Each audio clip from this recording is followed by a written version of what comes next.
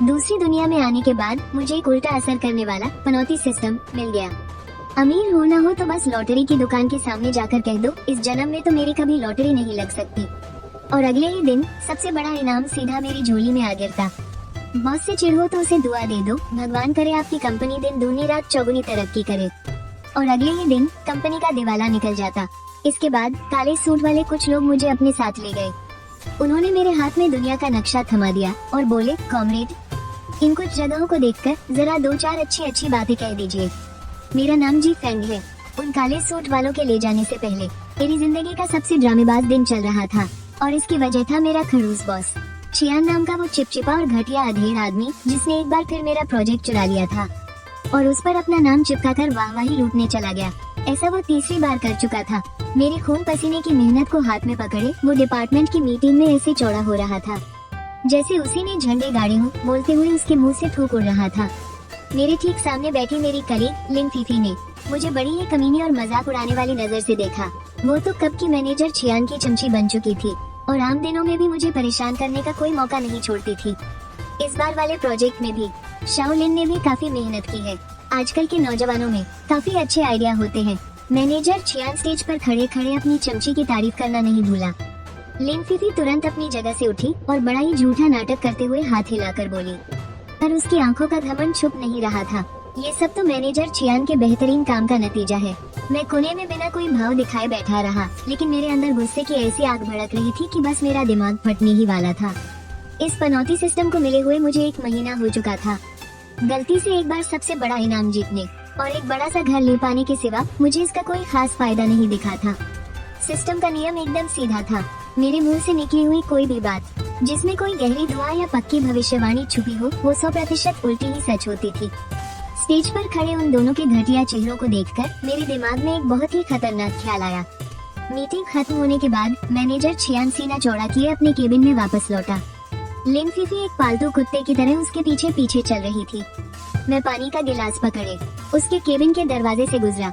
Manager Chiyaan, बहुत बहुत बधाई हो। मैं वहाँ रुक गया और चेहरे पर एक एकदम झूठी सी स्माइल चिपका ली। मैनेजर चियान एक पल के लिए हैरान रह गया।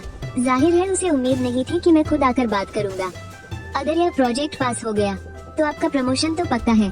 भगवान करे आपकी कंपनी दिन दूनी रात चौगुनी तरक्की करे और आसमान की ऊंचाइयों को छुए। मैंने एक लफ्ज बड़ी ही ईमानदारी का नाटक करते हुए कहा। मैनेजर चियान के चेहरे की चर्बी हंसते हुए पूरी तरह से सिकुड़ गई और उसने बड़े ही झूठेपन से मेरे कंधे थपथपाए। मेरे प्यारे शाओ जी, ऐसे ही मन लगाकर काम करते रहो, मुझे तुम पर पूरा भरोसा है। लिन फीफी पास ही खड़ी थी और उसकी आंखों में मेरे लिए सिर्फ नफरत थी, जैसे वो किसी तलवे चाटने वाले जोकर को देख रही हो। मैं वापस अपनी डेस्क पर आ गया एकदम शांत मन से। फिर मैंने लिन फीफी की तरफ देखा।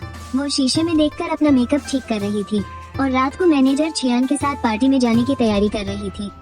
मैं चलकर उसके पास गया और धीरे से बोला, फीफी, मुझे सच में तुमसे जलन होती है। तुम्हें इतना अच्छा बॉस जो मिला है, तुम्हारा करियर तो पक्का बहुत आगे जाएगा। दुआ करता हूँ आज रात तुम्हें बहुत मजा आए।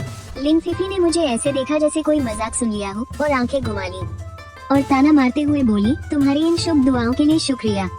मैंने कुछ नहीं कहा और चुपचाप अपनी सीट पर वापस आ गया और अपना सामान समेटने लगा। मुझे पता था कि मैं अब इस कंपनी में और नहीं टिक सकता। अगले दिन मेरी नींद पूरी भी नहीं हुई थी कि एक फोन कॉल ने मुझे जगा दिया। वो मेरे एक पुराने कलीग का फोन था और उसकी आवाज में गहरी हैरानी थी। जी फ्रैंक, बहुत बड़ा बवाल हो गया है। कंपनी दिवालिया हो गई। मैंने अपनी आंखें मली पर मुझे जरा भी हैरानी नहीं हुई। मैनेजर चेन ने कंपनी के पैसों का गबन किया है और कुछ बड़े अधिकारियों के साथ मिलकर फर्जी खाते बनाए। कल रात पार्टी में उसने बहुत ज्यादा पी ली थी और नशे में सब सच उगल दिया। पार्टनर कंपनी के लोगों ने मौके पर ही रिकॉर्डिंग कर ली और पुलिस बुला ली। सबके सब धरे गए और लिन फीफी का तो पूछो ही मत। कल रात वो मैनेजर चेन को अपनी कार से घर छोड़ने जा रही थी। रास्ते में एक बिल्ली को बचाने के चक्कर में उसकी कार सीधे डिवाइडर से जा टकराई और पलट गई। वह अभी भी अस्पताल में पड़ी है। मैंने फोन काट दिया और खिड़की के बाहर नीले आसमान को देखते हुए मुझे पहली बार लगा कि यह मनहूस जुबान वाला सिस्टम शायद उतना भी बेकार नहीं है। इससे पहले कि मैं कुछ और सोच पाता, दरवाजे की घंटी बजी। मुझे लगा कि मेरा खाना आ गया है तो मैं अपने पजामे में ही दरवाजा खोलने चला गया, लेकिन दरवाजे पर 3 आदमी खड़े थे, एकदम कड़क काले सूट पहने हुए और उनके चेहरों पर गंभीर भाव थे। उनका रुतबा इतना भारी था कि मेरी सांसें वहीं अटक गईं। उनके आगे खड़ा आदमी काफी लंबा था, उसकी आंखें गहरी थी और नजरें किसी चील जैसी तेज। उसने मुझे एक ऐसा पहचान पत्र दिखाया जो मुझे समझ तो नहीं आया, पर देखने में बहुत खतरनाक लग रहा था। मिस्टर जी फैंग, हम राष्ट्रीय विशेष घटना प्रबंधन विभाग से हैं। कुछ मामले हैं जिनकी जांच में हमें आपका सहयोग चाहिए। मेरा दिमाग एकदम सुन्न पड़ गया। इन छोटे मोटे पंगों ने सरकार को कैसे भड़का दिया भाई। मुझे इज्जत के साथ एक काली होमची कार में बिठाया गया और हम एक ऐसी जगह पहुँचे जिसका नक्शे पर कोई नामो निशान नहीं था। ये जगह किसी कड़ी सुरक्षा वाले रिसर्च बेस जैसी लग रही थी। हर तरफ वर्दी और सफेद कोट पहने लोग जल्दबाजी में आते जाते दिख रहे थे। मुझे एक ऐसे पूछताछ वाले कमरे में ले जाया गया जो इतना खाली था कि उसमें बस एक लोहे की मेज और 2 कुर्सियां थी। वही लीडर आदमी मेरे सामने बैठ गया। उसका नाम शेंजवे था। उसने दस्तावेजों का एक मोटा बंडल मेरी तरफ सरका दिया। पहले पन्ने पर ही मेरी सारी पर्सनल जानकारी थी। मेरे पैदा होने से लेकर आज तक की हर एक बात वहाँ साफ साफ लिखी हुई थी। दूसरे पन्ने पर मेरे 50 लाख जीतने वाले लॉटरी टिकट की कॉपी थी और तीसरे पन्ने पर मेरी पुरानी कंपनी के दिवालिया होने की न्यूज रिपोर्ट थी। जी फैंग, उम्र 24 साल। 1 महीने पहले तुम्हारे बैंक खाते में अचानक 50 लाख रुपए आ गए। 2 दिन पहले जिस कंपनी में तुम काम करते थे उसके बड़े अधिकारियों के घोटालों की वजह से वो कंपनी रातों रात बर्बाद हो गई। शिंजवे की आवाज बहुत भारी थी और उसमें कोई भावना नहीं थी। हमने जांच की है और ये दोनों घटनाएं तुमसे जुड़ी हुई हैं। मैंने घबराहट में अपना थूक गटका। मेरी हथेलियों से पसीना छूटने लगा। मुझे नहीं पता कि आप किस बारे में बात कर रहे हैं। मैं अभी भी बचने की आखिरी कोशिश कर रहा था। तभी शेंजवे के होठों पर एक हल्की सी ना के बराबर दिखने वाली मुस्कान तैर गई। तभी मेरे कान में एक दबी हुई आवाज गूंजी जिसमें एक अजीब सी खौफनाक हंसी छुपी थी। मिस्टर ओरेकल, जरा मेरे साथ आइए। मेरी तो जैसे सांसें ही रुक गयी। उसे मेरा कोड नेम पता था। मैंने घबराकर शेंजू की तरफ देखा। वो भीड़ की वजह से कुछ मीटर दूर फंसा हुआ था। वो बेचैनी से मेरी तरफ आने की कोशिश कर रहा था, लेकिन सुवान से टकराकर लड़खड़ा गया। बस इसी में कुछ बेहद जरूरी सेकंड बर्बाद हो गए और मेरी कमर पर चुभ रही वो सब चीज थोड़ा और जोर से दब गई। चुपचाप रहना और अपने उस बॉडीगार्ड से कोई उम्मीद मत रखना, वरना मैं गारंटी नहीं दे सकता कि इस बंदूक से गोली नहीं चलेगी। किसी ने मुझे जोर से धक्का दिया और मैं बेबसी में बैंक्वेट हॉल के फायर एग्जिट की तरफ बढ़ने लगी। मेरा दिमाग तेजी से दौड़ रहा था। अब मैं क्या करूं? साफ था कि वो पूरी तैयारी के साथ आया था और उसका निशाना मैं ही थी। शेंजियो वहाँ उलझ गया है। मुझे खुद ही अपनी जान बचानी होगी। मैंने एक गहरी सांस ली।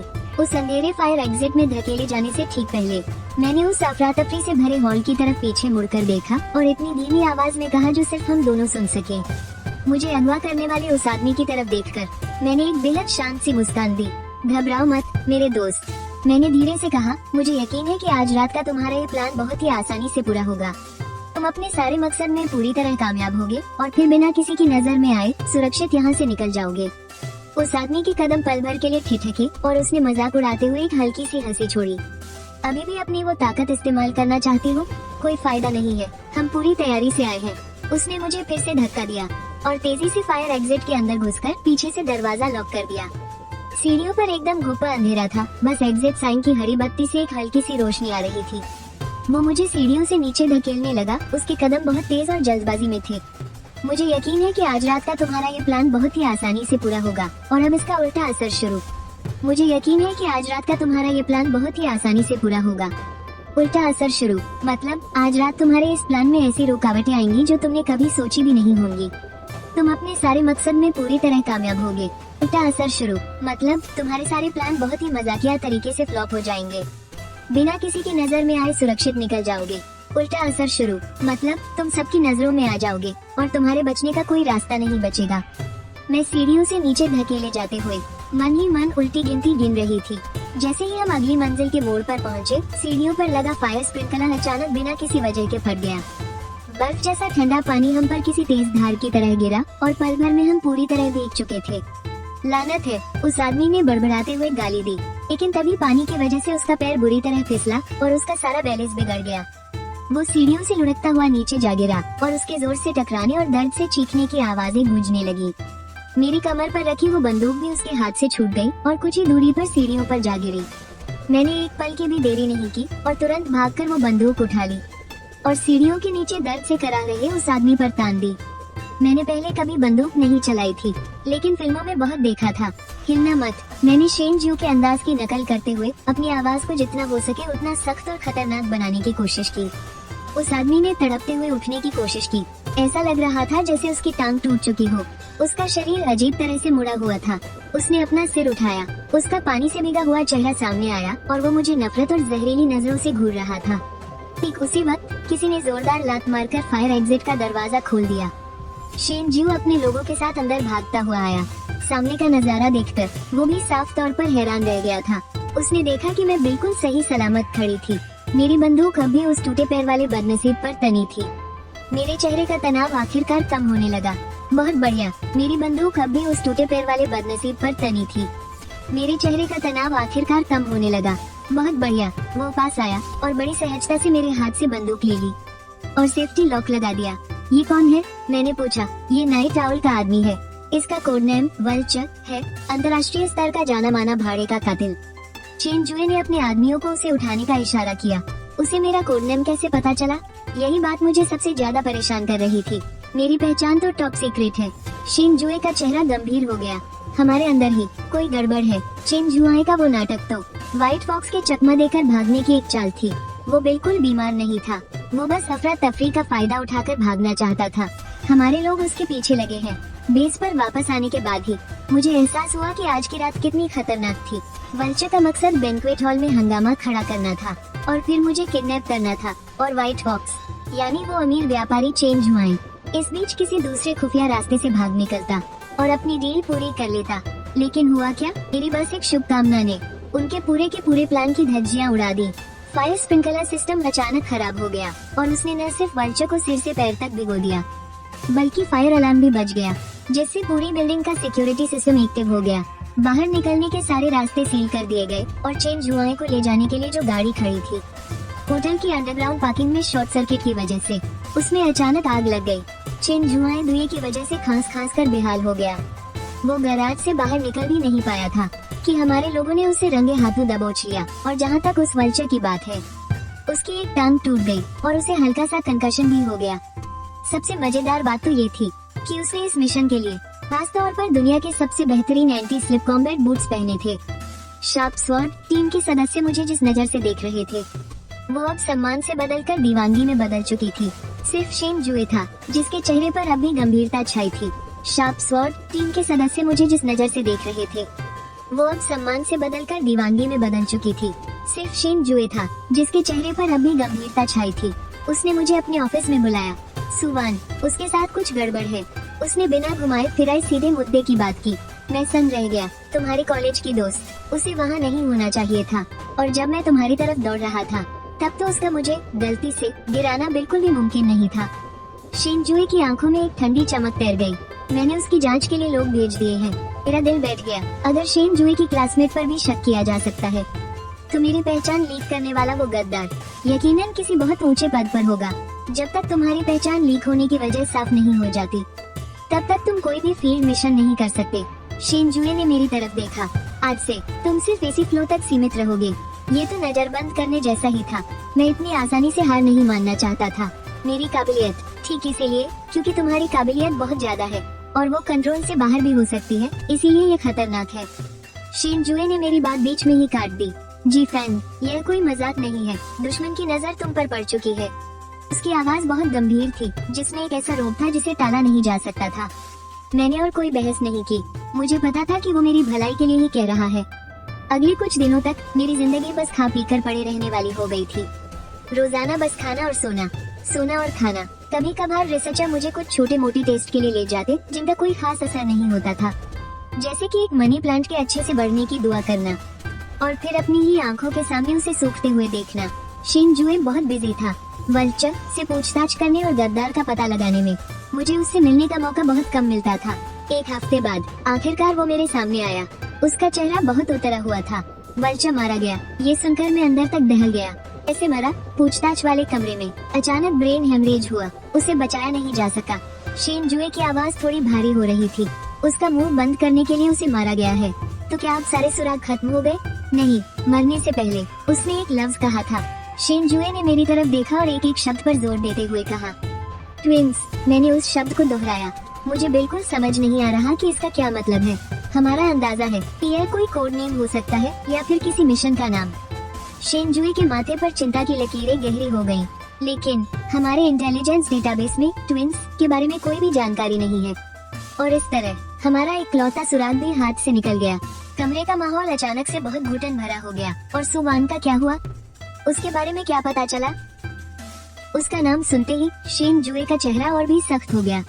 उसका रिकॉर्ड बिल्कुल साफ है, कॉलेज से लेकर नौकरी तक किसी भी बात पर शक नहीं किया जा सकता। और उस रात के बाद वो छुट्टियां मनाने विदेश चली गई। हमारे लोग उस पर नजर नहीं रख पाए। सारे सुराग बस एक ही तरफ इशारा कर रहे हैं। दुश्मन हमारी सोच से कहीं ज्यादा चालाक और सतर्क है। तो अब तुम आगे क्या करने वाले हो? मैंने उसके थके हुए चेहरे की तरफ देखते हुए पूछा। मुझे उसके लिए बहुत बुरा लग रहा था। इंतजार, शेन जुए ने गहरी सांस लेते हुए कहा। इंतजार, उनके कोई नई गलती करने का इंतजार। और ये इंतजार पूरे 15 दिनों तक चला। इन 15 दिनों में बिल्कुल सन्नाटा पसरा रहा, कुछ भी नहीं हुआ। मुझे इस बेस के अंदर एक कैदी की तरह रखा गया था। लगा जैसे यहीं बैठे बैठे मेरे ऊपर काई जम जाएगी। और शेन जुए मेरी आंखों के सामने कमजोर पड़ता जा रहा था। उसकी आंखों के नीचे के काले घेरे और भी गहरे हो गए थे। मैं जानता था कि वो बहुत ज्यादा स्ट्रेस में है। एक ऐसा दुश्मन जो अंधेरे में छिपा है, एक गद्दार जिसका कोई आता पता नहीं। ये दोनों किसी नंगी तलवार की तरह हमारे सिर पर लटक रहे थे, जो किसी भी वक्त हम पर गिर सकती थी। एक रात मुझे नींद नहीं आ रही थी, तो मैं उठकर पानी पीने के लिए पेंट्री की तरफ गया। बेस के सेंट्रल इंटेलिजेंस रूम के पास से गुजरते हुए मैंने देखा कि अंदर अभी भी बत्तियां जल रही थी। बेस के सेंट्रल इंटेलिजेंस रूम के पास से गुजरते हुए मैंने देखा कि अंदर अभी भी बत्तियां जल रही थी। कांच के पार से मैंने देखा कि शेन जुए एक बहुत बड़ी स्क्रीन के सामने अकेला बैठा हुआ था। स्क्रीन पर अनगिनत डेटा स्ट्रीम और जानकारी चमक रही थी। पीछे से वो थोड़ा अकेला लग रहा था। पता नहीं क्या सोचकर मैं दरवाजा धकेलकर अंदर चला गया। अभी तक सोए नहीं, उसने पीछे मुड़कर नहीं देखा, जैसे उसे पहले से ही पता था कि मैं हूँ। नींद नहीं आ रही, मैं उसके पास जाकर खड़ा हो गया। कुछ पता चला? उसने ना में सिर हिलाया, अपना माथा सहलाते हुए बोला, वो लोग तो जैसे गायब ही हो गए हैं। मैंने स्क्रीन पर हाईलाइट किए गए उस शब्द जेमिनी को देखा। जेमिनी, जेमिनी, मैं खुद से बुदबुदाया। कहीं ऐसा तो नहीं कि इसका मतलब कोई दो लोग या कोई प्लान नहीं है? शेनजियो ने मेरी तरफ देखा। तुम्हारा क्या मतलब है? एस्ट्रोलॉजी में जेमिनी यानी मिथुन राशि की खासियत दोहरी शख्सियत होती है, एक ही सिक्के के दो पहलू। मेरे दिमाग में जो भी चल रहा था मैंने बता दिया। कहीं ऐसा तो नहीं कि यह जेमिनी किसी ताकत का नाम हो? शेनजियो की आंखों में अचानक एक चमक आ गई। एक ही सिक्के के दो पहलू। वो तेजी से कीबोर्ड पर अपनी उंगलियां चलाने लगा और एक नया डेटाबेस खोल दिया। अगर तुम्हारी ताकत कॉजलिटी रिवर्सल यानी नतीजों को उलटने की है, तो क्या कोई ऐसी ताकत भी हो सकती है जो बिल्कुल इसके उलट हो? मेरी धड़कन जैसे एक पल के लिए रुक गई। तुम्हारा मतलब है कि जो भी कहा जाए वही सच हो जाए, जो कह दिया वही हकीकत बन जाए? शेनजियो का चेहरा इतना सीरियस हो गया जितना मैंने पहले कभी नहीं देखा था। अगर सच में किसी के पास ऐसी ताकत है तो वो दुश्मन तुमसे 100 गुना ज्यादा खतरनाक है। मेरी मनहूस जबान से भले ही तबाही मच सकती है, लेकिन ये असल में चीजों को उल्टा करती है और इसका रिजल्ट हमारे हाथ में नहीं होता। इसमें बहुत सी अनचाही चीजें हो सकती है, लेकिन अगर किसी की हर बात सच हो जाए तो वो अपनी मर्जी से रियलिटी को बदल सकता है। ये एकदम सटीक, कंट्रोल में रहने वाली और बिना किसी काट की चाल होगी। एक तरफ बनाना, एकदम सटीक, कंट्रोल में रहने वाली और बिना किसी काट की चाल। एक बनाने वाला और एक मिटाने वाला। क्या यही एक सिक्के के दो पहलू वाले जेमिनी नहीं है? अगर नाइट आउल संगठन के अंदर या फिर उनके पीछे सच में कोई ऐसा इंसान मौजूद है, मेरी आगे कुछ और सोचने की हिम्मत ही नहीं हुई। ये तो सिर्फ हमारा एक अंदाजा है। शेनजियो ने शायद मेरा डर भांप लिया था। उसने मुझे दिलासा देते हुए कहा, लेकिन हम दोनों अच्छे से जानते हैं कि इस अंदाजे के सच होने के बहुत ज्यादा चांसेस हैं। इससे ये भी साफ हो जाता है कि दुश्मन हमारी चालों का बिल्कुल सही अंदाजा कैसे लगा लेता है। यहाँ तक कि उसे मेरा कोड नेम भी पता था। जिस इंसान के पास अपनी बातों को सच करने की ताकत है, शायद उसे किसी इंटेलिजेंस की जरूरत ही ना हो। उसे बस इतना कहना होगा कि आज मैं शार्प स्वॉर्ड टीम के राज जानना चाहता हूँ, और उसे अपनी मनचाही हर चीज मिल जाएगी। अचानक मेरे दिमाग में एक बेहद खौफनाक ख्याल आया। अगर, मेरा मतलब है, बस सोच कर देखो अगर। मैंने बड़ी मुश्किल से अपने होंठ खोले। जब उस बाल्ड एग्रेट ने मुझे किडनैप किया था तो उस इंसान ने जिसकी बातें सच हो जाती है, उससे कहा था कि तुम्हारा मिशन कामयाब हो, और मैंने भी उस गंजे से बिल्कुल वही बात कही थी। दो बिल्कुल अपोजिट ताकतें जब एक ही इंसान पर काम कर रही हो तो क्या होगा? ये सुनकर शेनजियो के चेहरे का रंग भी उड़ गया। ताकतों का आपस में टकराना और मिट जाना। वो बुदबुदाया, इसीलिए वो एग्रेट इतना बदकिस्मत निकला, क्योंकि तुम्हारी ताकत की प्रायोरिटी, या यूँ कह लो कि उसका असर, उस दुश्मन से कहीं ज्यादा भारी पड़ गया। इस नतीजे ने हम दोनों को एक लंबी खामोशी में डुबो दिया। अगर सच में ऐसा है तो फिर मैं कोई सीक्रेट वेपन नहीं हूँ, बल्कि उस मिस्ट्री मैन से लड़ने का इकलौता इलाज हूँ। और ठीक उसी पल एक कान फाड़ देने वाली सायरन की आवाज से पूरा बेस गूंज उठा। Level 1 alert. एक रिसर्चर लड़खड़ाते हुए अंदर भाग कर आया। उसका चेहरा खौफ से पीला था। कैप्टन शेन, गड़बड़ हो गई। Level 1 alert. एक रिसर्चर लड़खड़ाते और गिरते पड़ते अंदर भागा। उसका चेहरा पीला पड़ा था। कैप्टन शेन, सब खत्म हो गया। पश्चिमी इलाके के डोम से हमारा संपर्क टूट गया है। वो देश का सबसे अहम और खुफिया सामान रखने वाला स्ट्रेटेजिक गोदाम है। उसका डिफेंस लेवल पूरे देश में सबसे हाई है। संपर्क टूटने का सिर्फ एक ही मतलब है, किसी ने अंदर से हमला किया है। शेन जुए का चेहरा पल भर में सुन्न पड़ गया। वो तुरंत कमांड डेस्क की तरफ झपटे। उनके मुंह से एक के बाद एक ताबड़तोड़ कमांड्स निकलने लगे। आने जाने के सारे रास्ते सील कर दो। स्पेस सैटेलाइट को कनेक्ट करो। मुझे अभी डोम के आसपास की लाइव फुटेज स्क्रीन पर चाहिए। इमरजेंसी रिस्पांस टीम, 3 मिनट के अंदर निकलो। मैं उनके पीछे पीछे भागा। मैंने पहली बार उन्हें इतना घबराया हुआ देखा था। आखिर उस डोम में ऐसा क्या रखा है जो उन्हें इतना डरा रहा है? बहुत जल्द सैटेलाइट फुटेज स्क्रीन पर आ गई। पश्चिमी इलाके का अंडरग्राउंड डोम बेस। जमीनी एंट्री गेट बिल्कुल नॉर्मल लग रहा था। बाहर से कुछ भी अजीब नहीं था, लेकिन उसका सारा कम्युनिकेशन और अंदर के सारे कैमरे बंद हो चुके थे। सर, हम डोम के इंटरनल सिस्टम को एक्सेस नहीं कर पा रहे हैं। फायरवॉल को किसी अनजान डेटा स्ट्रीम ने पूरी तरह से लॉक कर दिया है। टेक्नीशियन के पसीने छूट रहे थे। ये पक्का उसी का काम है। मेरे मुंह से अचानक निकल गया। वो आदमी जो कुछ भी बोलकर उसे सच कर सकता है, शायद उसने बस इतना कहा होगा। मैं चाहता हूँ कि डोम का डिफेंस सिस्टम मेरे लिए खुल जाए। शेन जुए के दिमाग में भी पक्का यही चल रहा था। उन्होंने अपना मुक्का जोर से कंट्रोल पैनल पर मारा। आखिर उनका मकसद क्या है? तभी एक बूढ़े एक्सपर्ट को इमरजेंसी में बुलाया गया। वो स्क्रीन की तरफ देखते हुए कांपते होठों से बोले, डोम के वॉल्ट नंबर 3 में प्रोजेक्ट पंगू का सारा ओरिजिनल डेटा और कोर मॉड्यूल रखा है। प्रोजेक्ट पंगू? मेरे तो कुछ पल्ले नहीं पड़ा। एक ऐसा प्रोजेक्ट जो दुनिया का एनर्जी सिस्टम हमेशा के लिए बदल सकता है। डोम के वॉल्ट नंबर 3 में उसी का सारा डेटा और कोर मॉड्यूल है। प्रोजेक्ट पंगू? मैं अभी भी उलझन में था। एक ऐसा प्लान जो पूरी दुनिया का एनर्जी सिस्टम पलट कर रख देगा। बूढ़े एक्सपर्ट का चेहरा दर्द से भर गया था। अगर वो किसी गलत इंसान के हाथ लग गया तो तबाही मच जाएगी। हालात हाथ से निकल चुके थे। दुश्मन हमारे सबसे सुरक्षित तहखाने के अंदर घुस चुका था और हमें ये तक नहीं पता था कि वो कौन है और कितने लोग हैं। सबके सब बेबस थे। अब नॉर्मल तरीके काम नहीं आने वाले थे और आखिर में सबकी नजरें मुझ पर आकर टिक गई। मैं ही उनकी आखिरी उम्मीद था।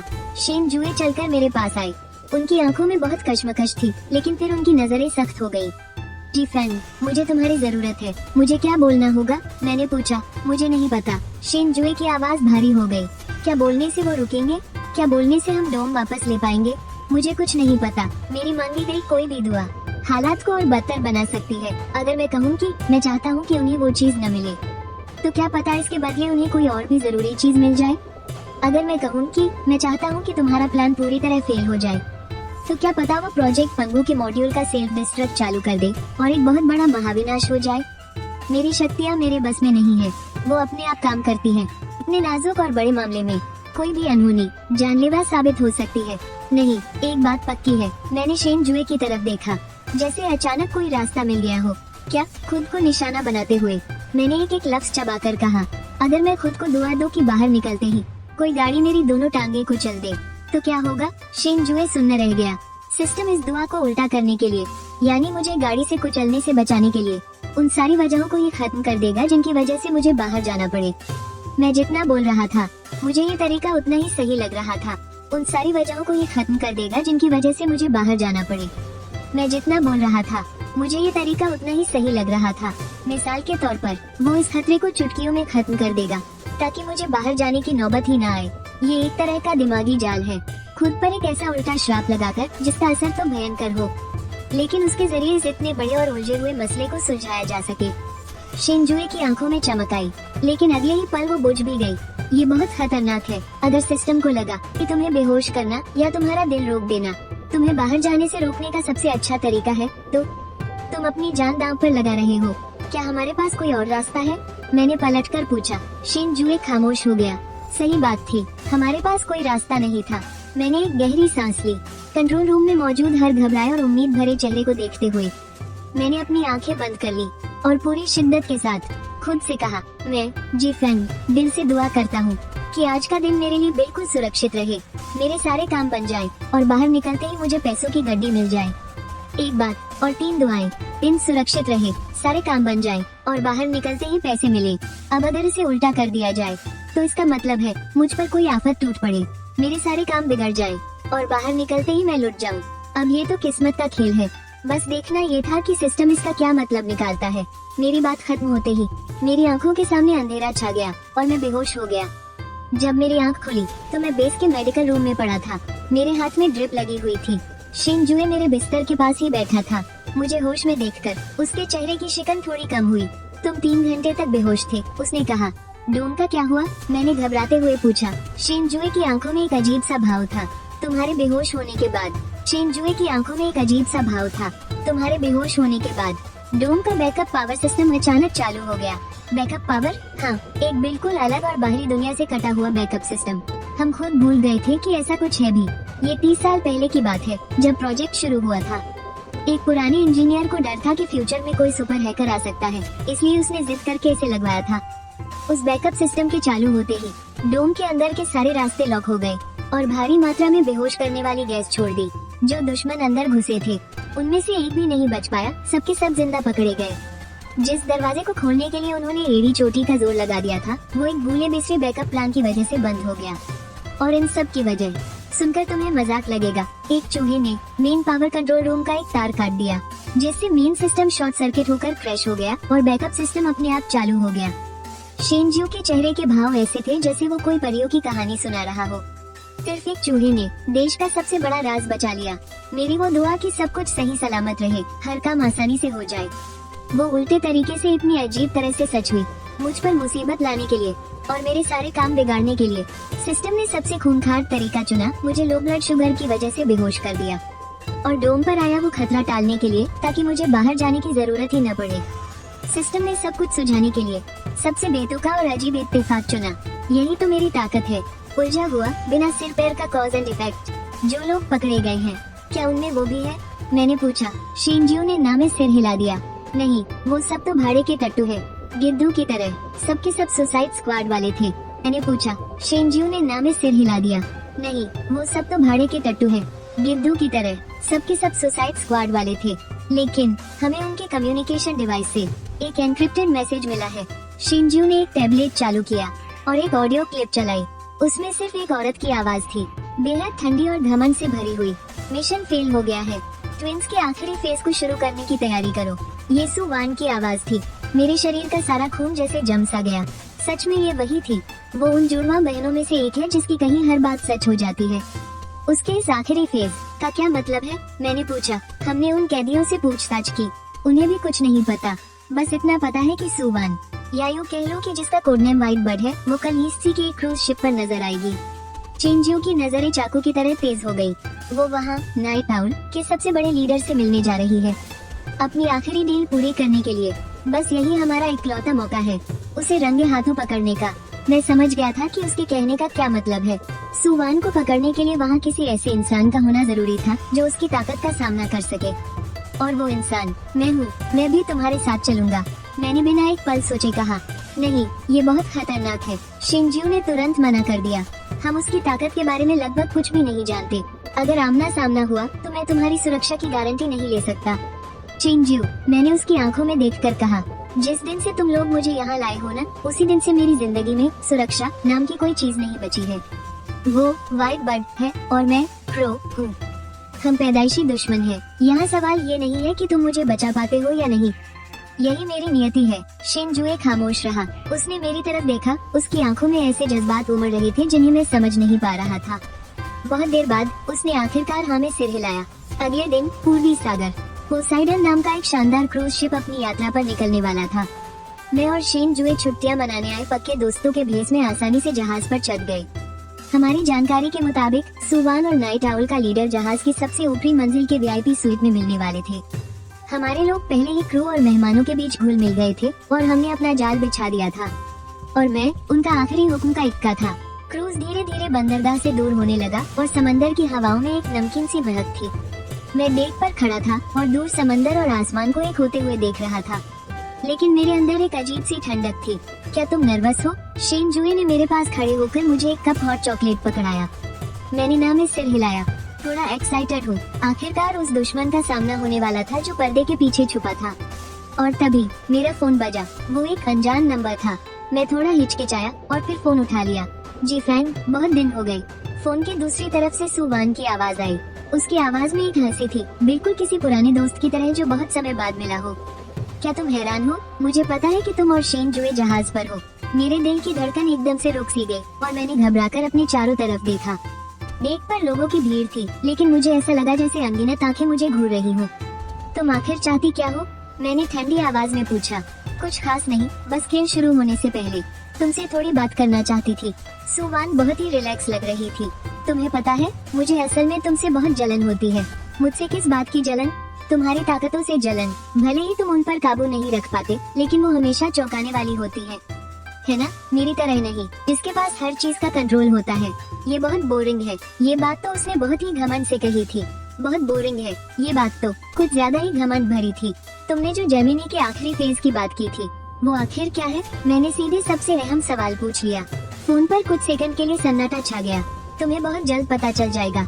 सुवान धीरे से हंसी। इस आखिरी सफर के मजे लो। मेरे दूसरे हिस्से। उसने फोन काट दिया। मैंने शेन जुए को सारी बात बताई। उसके चेहरे का रंग पूरी तरह उड़ गया। उसे हमारी योजना के बारे में पहले से पता था। वो बस समय बर्बाद कर रही है। आखिर वो इंतजार किस चीज का कर रही है? शेन जुए ने अपनी घड़ी की तरफ देखा। अभी दोपहर के 3 बज रहे हैं। सूरज ढलने के बाद ये क्रूज अंतर्राष्ट्रीय जलसीमा में घुस जाएगा और एक बार हम वहाँ पहुँच गए तो हमारे सारे कानूनी अधिकार खत्म हो जाएंगे। वो अपनी डील उसी सीमा के अंदर करना चाहती है और फिर वहाँ से रफू चक्कर हो जाना चाहती है। हम अब और इंतजार नहीं कर सकते। हमें अभी तुरंत निकलना होगा। शेन जुए ने बिना देर किए फैसला लिया और अपने ईयरपी से आदेश दिया, सभी यूनिट्स ध्यान दें। टॉप फ्लोर के वीआईपी स्वीट पर धावा बोलने के लिए तैयार रहे। लेकिन उसकी बात खत्म होते ही क्रूज के इंजन से अचानक एक अजीब सी आवाज आई और फिर पूरा जहाज जोर से हिल गया। स्पीकर पर कैप्टन की घबराई हुई आवाज गूंजने लगी। Emergency alert. क्रूज का पावर सिस्टम अचानक फेल हो गया है। जहाज से हमारा कंट्रोल छूट गया है। ये सुनते ही जहाज पर मौजूद सारे मेहमान दहशत में आ गए। मैंने और शेन जुए ने एक दूसरे को देखा। हम दोनों की आंखों में खौफ साफ दिख रहा था। उसके बाद फिर से पत्थर की लकीर बन गई। सुवॉन ने सिर्फ एक बात कही और इस हजारों टन भारी विशाल जहाज को समंदर में तैरते एक लोहे के ताबूत में बदल दिया। वो हम सबको यहीं फंसाकर मारना चाहती है। शेन जुए ने गुस्से में दांत पीसे और मेरा हाथ खींचकर टॉप फ्लोर की तरफ भागा। चाहे जहाज डूब ही क्यों न जाए, मैं उसे पकड़ कर ही रहूंगा। हम भागते हुए टॉप फ्लोर के स्वीट के दरवाजे तक पहुँचे। हमारी टीम पहले ही वहाँ पोजीशन ले चुकी थी। चाहे जहाज डूब ही क्यों न जाए, मैं उसे पकड़ कर ही रहूंगा। हम भागते हुए टॉप फ्लोर के स्वीट के दरवाजे तक पहुँचे। हमारी टीम पहले ही वहाँ पोजीशन ले चुकी थी। ब्लास्ट करो। एक जोरदार धमाका हुआ। स्वीट का दरवाजा उड़ गया और हम तेजी से अंदर घुसे, लेकिन अंदर कोई नहीं था। वहाँ बस एक लैपटॉप चालू हालत में रखा था। स्क्रीन पर सुवॉन का चेहरा था। वो मजाक उड़ाते हुए मुस्कुरा रही थी। मेरी पार्टी में तुम्हारा स्वागत है, शेन जुए और जेफैन। सुवॉन, तू आखिर है कहाँ? शेन जुए ने स्क्रीन पर चिल्लाते हुए कहा। मैं एक ऐसी जगह हूँ जहाँ तुम लोग मुझे कभी नहीं ढूंढ पाओगे। सुवॉन हंसी। लेकिन मैंने तुम दोनों के लिए एक तोहफा छोड़ा है। उसके इतना कहते ही कंप्यूटर स्क्रीन का नजारा बदला और अब उसमें क्रूज का कार्गो रूम दिखने लगा। कार्गो रूम के बीचों बीच एक आदमी बंधा हुआ था। उसका चेहरा खून से सना था और उसके शरीर पर चारों तरफ बम बंधे हुए थे। उसकी छाती पर एक लाल रंग का टाइमर टिक टिक कर रहा था। जैसे ही उस आदमी का चेहरा साफ दिखा, शेन जुए का पूरा शरीर झटके से कांप उठा। सर, ये कौन है? मैंने घबराते हुए पूछा। ये स्वॉर्ड के फाउंडर है और बैंगू प्रोजेक्ट के हेड भी है, प्रोफेसर झांग। शेन जुए की आवाज कांप रही थी। वो तो 6 महीने पहले ही रिटायर हो चुके थे। फिर ये कैसे? मैंने उन्हें यहाँ बुलाया है। सुवॉन की आवाज फिर से गूंजी, ताकि उनके बदले में पेंगू का कोर मॉड्यूल हासिल कर सकूं। नाइट आउल का लीडर इस सौदे से बहुत खुश है। तो अब खेल शुरू होता है। 1 घंटे के अंदर पावर छिन जाने की वजह से ये जहाज आगे मौजूद डेविल्स रीफ की चट्टानों से टकरा जाएगा। जहाज के चिट्ठे उड़ेंगे और कोई नहीं बचेगा और प्रोफेसर झांग के शरीर पर बंधा बम पूरे 15 मिनट बाद फट जाएगा। अब तुम लोगों को चुनना है, या तो तुम इस पूरे जहाज के लोगों की जान बचाओ या फिर सिर्फ इस अकेले इंसान की जान। सुवॉन की हंसी किसी जहरीले चाकू की तरह चुभने वाली थी। ओह हाँ सच, या फिर सिर्फ इस अकेले इंसान की जान। सुवॉन की हंसी किसी जहरीले चाकू की तरह चुभने वाली थी। ओह, एक बात और याद दिला दूं, इस बम की वायरिंग बहुत ही खास है। इसे सिर्फ कोई टॉप लेवल का बम एक्सपर्ट ही डिफ्यूज कर सकता है और जहाँ तक मुझे पता है इस जहाज पर ऐसा कोई इंसान नहीं है। शेन जुए, मैं सच में देखना चाहता हूँ कि तुम जो हमेशा नियमों और इंसानी जान को दुनिया में सबसे ऊपर रखते हो, आप क्या चुनोगे? इतना कहते ही स्क्रीन काली हो गई। शेन जुए की आंखें गुस्से से लाल हो गई। एक तरफ हजारों मासूम मेहमान थे और दूसरी तरफ उनके गुरु जो देश के एक अनमोल वैज्ञानिक भी हैं। यह एक ऐसा जाल था जिसका कोई तोड़ नहीं था। हम अलग अलग काम करेंगे। शिनजुए ने तुरंत खुद को संभाला। मैं कार्गो रूम जाता हूँ, तुम किसी तरह पावर सिस्टम को ठीक करने का जुगाड़ लगाओ। उसने अपनी सारी उम्मीद मेरी इस अजीब ताकत पर टिका दी थी। ठीक है, मैंने बिना एक पल की देरी किए कहा और तुरंत मुड़कर कैप्टन के केबिन की तरफ दौड़ पड़ा। 15 मिनट, मेरे पास 15 मिनट से भी कम का समय था। मैं भागते हुए कैप्टन के केबिन में घुसा। अंदर पहले ही हड़कंप मचा हुआ था। कैप्टन और इंजीनियर खराब हो चुके कंट्रोल पैनल को देखकर एकदम बेबस खड़े थे। हटो यहाँ से, मैंने उन्हें धक्का देकर पीछे किया और मेन कंट्रोल पैनल के सामने खड़ा हो गया। अब मैं क्या कहूँ? काश पावर सिस्टम तुरंत ठीक हो जाए। नहीं, अगर इसका उल्टा असर हुआ तो यह और भी बुरी तरह खराब हो जाएगा। तो फिर काश ये जहाज कभी ठीक ही ना हो। लेकिन क्या पता मेरी किस्मत ने इसे हमेशा के लिए खराब करने के लिए जहाज को ही डुबाने का फैसला कर लिया तो। मेरा दिमाग तेजी से दौड़ रहा था। वक्त का एक एक पल बीतता जा रहा था। मुझे अपने दिल की जोरदार धड़कनें साफ सुनाई दे रही थी। हाँ, मिल गया आइडिया। मैंने कंट्रोल पैनल की तरफ देखा और मुझे एक ऐसा जबरदस्त तरीका सूझा जो सिर्फ और सिर्फ मेरे ही दिमाग में आ सकता था। मैंने अपनी आंखें बंद की और उन अजीब सी मशीनों की तरफ मुंह करके अपनी पूरी ताकत लगाकर चिल्लाया, मैं दुआ करता हूँ कि इस जहाज का पावर सिस्टम तुरंत ऐसा बन जाए जो मुझे समझ में आ सके। और मेरी बात खत्म होते ही एक चमत्कार हुआ। जो कंट्रोल पैनल अभी तक इतना अजीब और मुश्किल लग रहा था, जिस पर अनगिनत बटन और मीटर लगे थे, वो बिजली की एक चमक के साथ बदल गया। स्क्रीन पर दिख रहे सारे डेटा और ग्राफ अचानक से एक विंडोज डेस्कटॉप में बदल गए और डेस्कटॉप के बीचों बीच एक बहुत बड़ा पावर बटन बना हुआ था। उसके बगल में बहुत ही सस्ते डिजाइन वाला एक ट्रबल शूटिंग गाइड पॉपअप हुआ, जिस पर लिखा था, अरे दोस्त, आपके क्रूज के पावर सिस्टम में थोड़ी सी गड़बड़ी आ गई है। एक क्लिक में ठीक करने के लिए कृपया यहाँ दबाएं। पूरे केबिन में सन्नाटा छा गया। हर कोई इस अजीबोगरीब नजारे को फटी की फटी आंखों से देख रहा था। मैंने बिना कुछ सोचे तुरंत आगे बढ़कर उस बड़े से एक क्लिक फिक्स बटन पर जोर से मुक्का मार दिया। स्क्रीन पर एक लोडिंग बार आ गया। सिस्टम ठीक हो रहा है, इसमें 1 मिनट का समय लगेगा, कृपया थोड़ा इंतजार करें। तब तक टाइम पास के लिए आप हमारा माइनस्वीपर गेम खेल सकते हैं। मैं एकदम अवाक रह गया। यह मनहूस सिस्टम कभी कभी इतनी नौटंकी करता है कि मन करता है इसे तोड़ दूं। 1 मिनट बाद लोडिंग पूरी हो गई। रिपेयर पूरा हुआ। आपकी यात्रा मंगलमय हो। इस लाइन के आते ही पूरे क्रूज का इंजन एक बार फिर जोरदार आवाज के साथ चालू हो गया। जहाज भी अब स्थिर हो गया था। पावर वापस आ गई है। हे भगवान, पावर वापस आ गई। कैप्टन की आंखों में खुशी के आंसू आ गए। आधा खतरा तो टल गया था। मैंने तुरंत अपने हेडसेट से शिनजुए से संपर्क किया। पावर सिस्टम ठीक हो गया है, तुम्हारी तरफ क्या हालात हैं? हेडसेट से शिनजुए की तेज सांसों की आवाज आ रही थी और साथ ही बम के काउंटडाउन की टिक टिक। बात नहीं बन रही। इस बम का स्ट्रक्चर बहुत ज्यादा पेचीदा है। और फिर से वही टिक टिक। नहीं यार, इस बम का सिस्टम बहुत ही पेचीदा है। मैं इसे डिफ्यूज नहीं कर पा रहा। मैंने एक नजर वक्त पर डाली। 5 मिनट से भी कम का वक्त बचा था। शिनजुए, मेरी बात ध्यान से सुनो। मैं अपने हेडसेट में जोर से चिल्लाया। तुम अभी ठीक उस बम के सामने, उससे कहो मैं चाहता हूँ कि तुम कभी मत फटना। क्या? शिनजुए एकदम सुनने रह गया। जी फ्रेंड, ये मजाक करने का वक्त नहीं है। मैं कोई मजाक नहीं कर रहा, ये मेरा ऑर्डर है। मैं जोर से गरजा। मेरी ताक कॉज एंड इफेक्ट को पलटना है। लेकिन सुवान की ताकत है कि वो जो बोलती है वो सच हो जाता है। उसने बम को 15 मिनट में फटने का हुक्म दिया है। ये एक तयशुदा अंजाम है। अगर तुम एक आम इंसान की तरह इसे रोकने की कोशिश करोगे तो कोई फायदा नहीं होगा। लेकिन मैंने एक लंबी सांस ली। लेकिन तुम अलग हो। तुम वो इंसान हो जिस पर मेरी ताकत का सबसे ज्यादा असर पड़ा है। तुम लंबे वक्त से मेरे साथ रह रहे हो। तुम्हारे अंदर भी मेरी उस ताकत का असर आ चुका है। तुम्हारे कहे हुए अल्फाज काफी हद तक नतीजे को पलट सकते हैं। ये बात मैंने रास्ते में आते हुए रिसर्चर्स के साथ डिस्कस की थी। ये एक थ्योरी है, बिल्कुल किसी रेडिएशन की तरह। लगातार संपर्क में रहने से एक आम इंसान में भी थोड़ा बहुत रेडिएशन आ ही जाता है। तुम्हारी इच्छा सुवान की इच्छा से टकराएगी और उस बम के फटने वाले कॉज एंड इफेक्ट को पूरी तरह गड़बड़ा देगी। दांव लगाकर देखते हैं। शिनजुए, जल्दी करो। लाइन के उस पार एक लंबी खामोशी छा गई।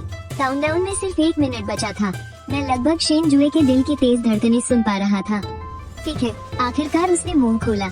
मैं चाहता हूँ कि तुम कमबख्त बम कभी कभी भी मत फटना। वो लगभग चीख पड़ा था। और फिर हेडसेट में सिर्फ टिक टिक टिक टिक टिक टिक की आवाजें रह गई। 10, 9, 8। मेरा दिल जैसे गले में आ गया था। कोई धमाका नहीं हुआ। हेडसेट में एकदम सन्नाटा पसरा था। शिनजुए, मैंने कांपते हुए पूछा। कुछ सेकंड बाद शिनजुए की आवाज आई। मौत को छूकर लौटने जैसी भारी आवाज में वो बोला, ये रुक गया है, 0 होने से ठीक पहले। काउंटडाउन टाइमर अटक गया है। लाल रंग के नंबर 0000 पर आकर रुक गए। हम कामयाब हो गए। हमने एक अनिश्चित उलटफेर का इस्तेमाल करके उसकी हर बात को सच कर देने वाली ताकत को मात दे दी और आखिरकार कुछ पल के लिए नियति के चक्र को ही तोड़ दिया। सुवान कहाँ है? मैंने पूछा। वो भाग गई। शेंजियो की आवाज में एक ठंडक थी। क्रूज के पिछले हिस्से से एक स्पीडबोट गायब है, वो बचकर नहीं जा सकती। मैंने कैप्टन के केबिन में रखे समुद्री नक्शे को देखते हुए कहा। मेरे होठों पर एक ठंडी मुस्कान तैर गई। मैं खिड़की के पास गया, दूर उन उफनती लहरों वाले समंदर को देखते हुए धीमे से बोला, इतना सुहाना मौसम है, समंदर में सफर करने के लिए तो ये एकदम सही है ना? मैं दिल से दुआ करता हूँ कि मिस सुवान का सफर एकदम सुरक्षित रहे और उनका भविष्य उज्जवल हो। आधे घंटे बाद समुद्री बचाव दल के हेलीकॉप्टर ने डेविल्स रीफ के पास लहरों से पलटी हुई एक स्पीडबोट को ढूंढ निकाला और नाव के एक टूटे हुए तख्ते के सहारे समंदर के पानी में कांपती हुई सुवान को भी सुना है। जैसे ही वो स्पीडबोट लेकर भागी, आसमान में बिना किसी चेतावनी के भयानक तूफान आ गया और जोरदार बिजली के साथ मूसलाधार बारिश होने लगी। एक विशाल लहर उठी और स्पीडबोट सीधे पलट गई। जब उसे पानी से बाहर निकाला गया तो वो लगातार बस यही बड़बड़ा रही थी, ये नामुमकिन है, मेरी ताकत, ऐसा नहीं हो सकता। हाँ, तुम्हारी ताकत है दुनिया को अपने इशारों पर नचाना, लेकिन मेरी ताकत दुनिया से तुम्हारे एकदम उलट काम करवाना है। और जब ये दोनों नियम आपस में टकराते हैं ना, तो सिर्फ तबाही और अफरा तफरी का ही राज होता है। आखिरकार सुवान पकड़ी गई। वो तो बस जेमिनी की व्हाइट बर्ड थी। पूछताछ के बाद हमें पता चला कि एक ब्लैक क्रो भी है, जो नाइट आउल संगठन का असली मास्टरमाइंड है। उस इंसान के पास बिल्कुल सुवान जैसी ही अपनी हर बात को सच कर देने वाली ताकत है। और सुवान तो बस उसकी मोहरा थी जिसे उसने सबके सामने कर रखा था। नाइट आउल का असली मकसद आंगो प्रोजेक्ट हासिल करना नहीं था, बल्कि अफरा तफरी मचाकर एक बहुत बड़ा युद्ध छेड़ना था। सुवान ने बताया कि ब्लैक क्रो ने अपना आखिरी प्लान शुरू कर दिया है, लेकिन वो आखिर है कौन, कहाँ है, ये कोई नहीं जानता। मैं बेस पर वापस लौट आया। जिंदगी फिर से शांत लगने लगी थी, लेकिन मुझे पता था कि ये सिर्फ तूफान से पहले की शांति है। मेरा और उस अनजान ब्लैक क्रो का आमना सामना होना तय है। एक दिन शेंजियो मुझसे मिलने आया। उसने मुझे दुनिया का एक नक्शा दिया, जिस पर लाल मार्कर से कुछ जगहों पर गोले बनाए गए थे। उन जगहों पर हाल ही में कुछ बहुत बुरी घटनाएं हुई हैं और हालात काफी तनावपूर्ण हैं। साथ ही शेंजियो ने मेरी तरफ देखते हुए कहा। उसके चेहरे पर ऐसी गंभीरता थी जो मैंने पहले कभी नहीं देखी थी। इन जगहों के लिए कुछ अच्छी अच्छी बातें कह दो ना। मैंने नक्शे को देखा और मुस्कुरा दिया। ठीक है, तो फिर इस अफरा तफरी को खैर आखिर में सब कुछ ठीक करने वाला इंसान मुझे ही तो बनना पड़ता है।